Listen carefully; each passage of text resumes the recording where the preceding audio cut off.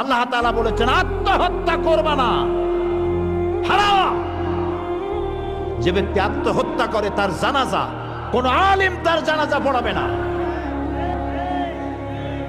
সামান্য সলিমুদ্দি কসিমুদ্দি জাতীয় কয়েকজন লোক যাবে, আর একটা মুয়াজ্জিন জানাজা পড়ায় কবরে ধুয়ে দেবে।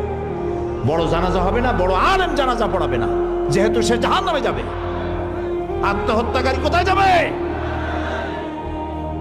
কিন্তু এই যুবক পোলাপানগুলি ওরা তো বোঝে নাই, ওদেরকে বুঝানো হয়েছে যে তোমরা যদি এই কামটা করো একেবারে বেহেশত তো যাবাই, মরার সাথে সাথে আল্লাহর সামনে গিয়ে হাজির হয়ে যাবে।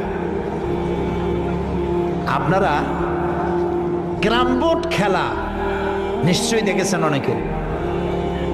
আর ভাই কইতে লজ্জা কি, আমিও তো খেলছি ছোটবেলায় ক্যারাম বোর্ড খেলা। এটা কি কোনো গুনাহ নাকি? আমিও খেলছি। ক্যারাম বোর্ড খেলাটা কি? বোর্ডের উপরে কতগুলি এরকমের গুটি থাকে, একটা থাকে লাল, ঠিক না? এখন বোর্ডের উপরে এই গুটিটা আমি মারতেছি, সামনে আর একটা গুটি, কিন্তু সামনের গুটিটা আমার মূল টার্গেট না।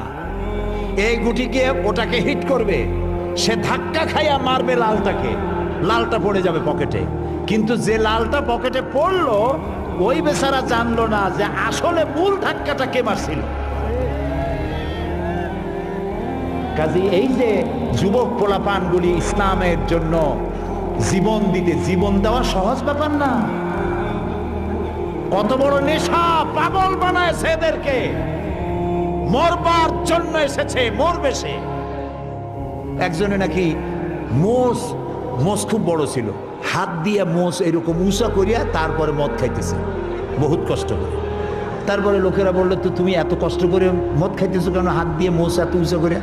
কয় যে ওলামাদের কাছে শুনেছি কিছু পান করার সময় মোষ ভিজলে তা নাকি মকরু হয়।